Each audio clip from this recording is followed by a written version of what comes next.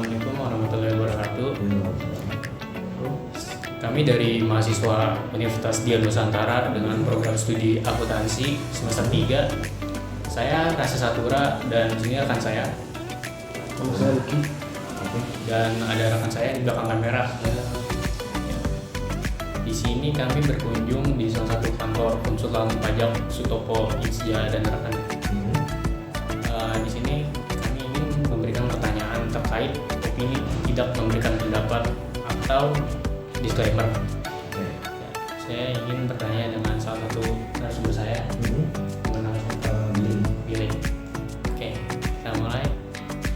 Pertanyaan pertama yaitu apa yang dimaksud dengan opini tidak memberikan pendapat dalam audit? Sebelumnya untuk opini tidak memberikan pendapat atau disclaimer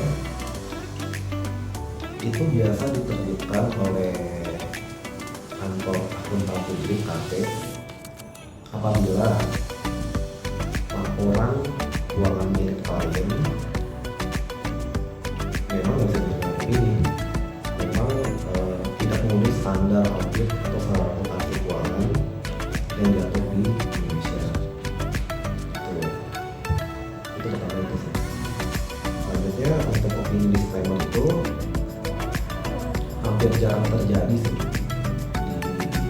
realitanya ya, hampir jarang terjadi karena siapa sih klien yang mau dapat opini disclaimer, karena klien sendiri kan audit dibutuhkan untuk keperluan masing-masing.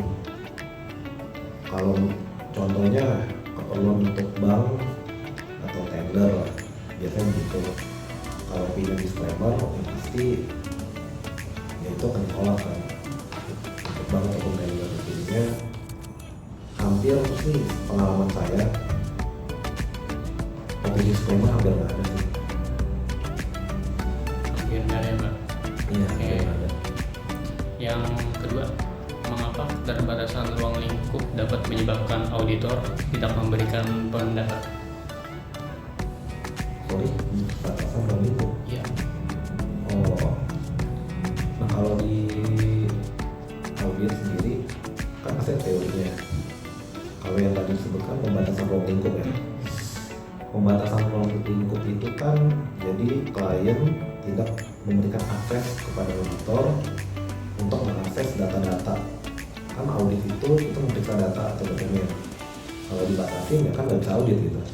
Nah kalau di situ saya lupa diatur di SL berapa. S1 standar audit.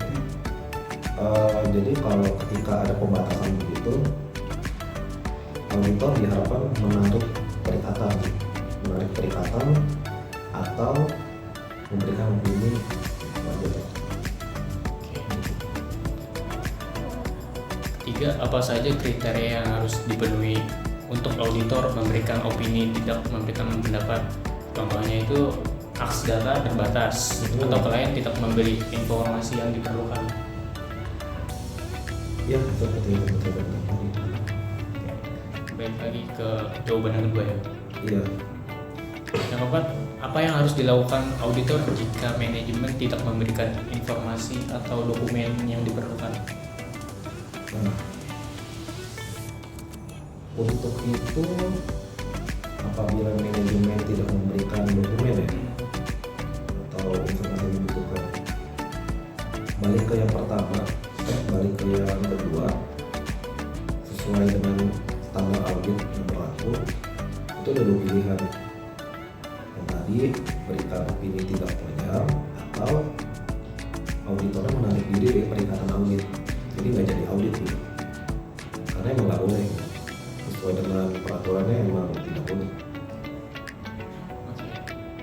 Yang kelima, bagaimana auditor mengomunikasikan opini yang tidak memberikan pendapat kepada pihak yang berkepentingan?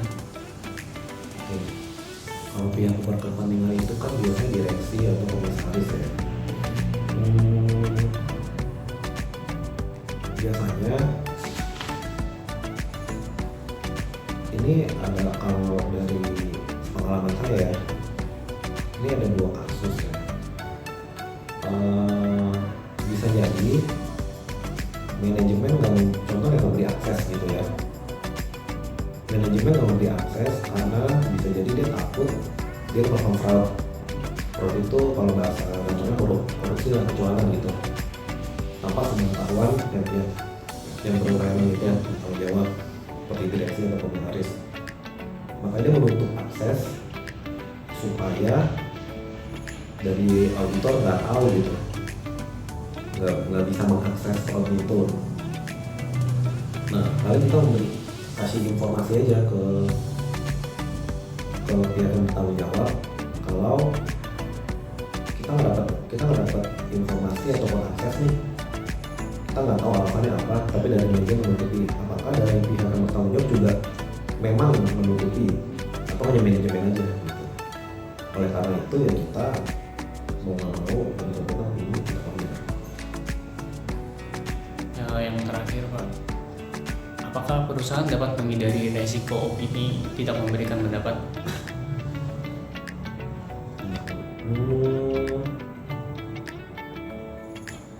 Bisa aja menghindari itu dengan catatan yang seperti yang tadi, akses diberikan, data yang diberikan sesuai dengan apa yang diminta auditor, dan nggak ke situ aja ya.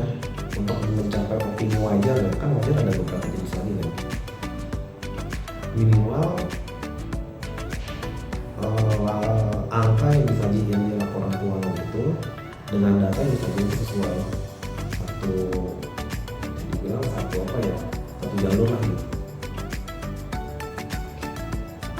Itu ya Pak. Oke, itu aja dari pertanyaan kita. Terima kasih atas waktunya Pak Billy. Ya, masih Ya, kurang lebihnya mohon maaf. Assalamualaikum warahmatullahi wabarakatuh. ya.